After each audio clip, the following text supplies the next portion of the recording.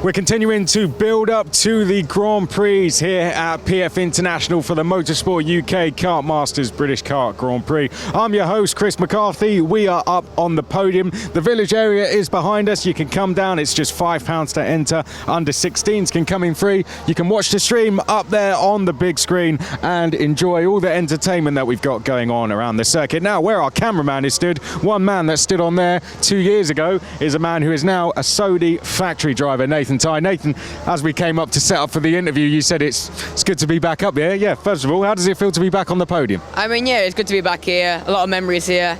And yeah, it's a good place to be. I really like it up here. And yeah, it's the best track in England. And it's been a long time since I've been on this podium. But yeah, it's cool to be back and seeing where everyone is and seeing the races. It's been really good.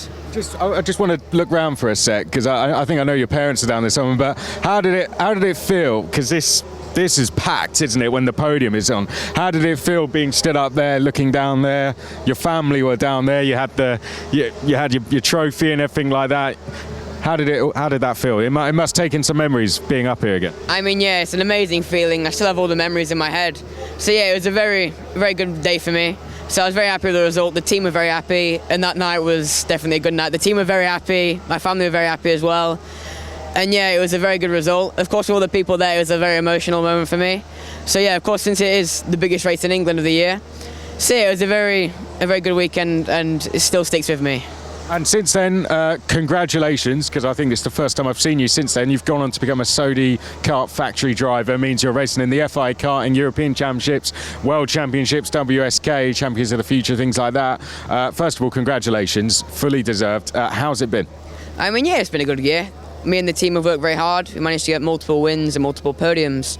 So I think the team have done an amazing job, especially.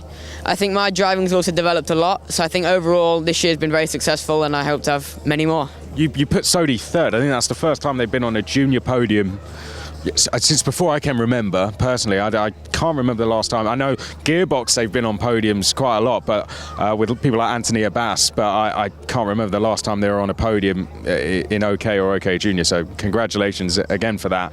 Now you're here today with Ollie Rowland Motorsport. We just had Harrison Rogers up here. Tell us a little bit about how it's going doing the data for them today. Yeah, I mean, it's good fun. The team are doing really well, the drivers are doing really well. We're starting in a really good position, so hopefully we can get the second GP for Oliver Rowland, but we'll see what happens. Now let's talk about 2020, my road to victory. I want to cast you back to that. So let's talk about how the weekend went, first of all. Were you confident you could take the win coming into the weekend? I mean, yeah, we went pole in qualifying. There's definitely a big confidence booster. We won the first heat, but a small mistake in the second heat put me back. So I started 17th for the pre-final. Went from 17th to 3rd. So at this point, me and the team knew we had the pace and the aggression and the way I drove in the chassis. So yeah, at that point, we had a good amount of confidence knowing I had it. And in the final, we managed to get into the lead and we managed to keep it. So yeah, I think the whole race I knew I could do it. So that's what definitely motivated me to keep going. You said you took the lead in the final. So where did you start in the final? 3rd. And when was it you took the lead? Talk us through that moment you took the lead. Do you remember it? I mean, of course, on the start, the inside line is definitely very good here. So I managed to get into P2 at the start. And I believe it was lap 2 for the last sector. I managed to take it as the driver in front made a small mistake. And at this point, I realised I'm leading the GP here. So I knew it was quite surreal, but yeah, it was a good moment. And then from there, I just kept my head down, looked forward, and managed to come across the line first. And how was it going on to the last couple of laps? Did you have a gap at all? Do you remember? Or It was very close, I'll say that. I mean, me and Fionn were away. We had a little bit of a half a second gap, and there's a small pack behind. So I knew if I made a small mistake, for sure the pack would catch. And going to the last few laps, it was very, very close. So it was definitely, I was always on my toes the whole way around. And yeah, it was definitely a very hard race, but it's the best way to do it, coming across the line when everyone's so close. Tell us how it feels coming across the line, winning the GP plate. Well, coming across the line, I didn't actually know I won it because it was very, very close to like 2,000, I think.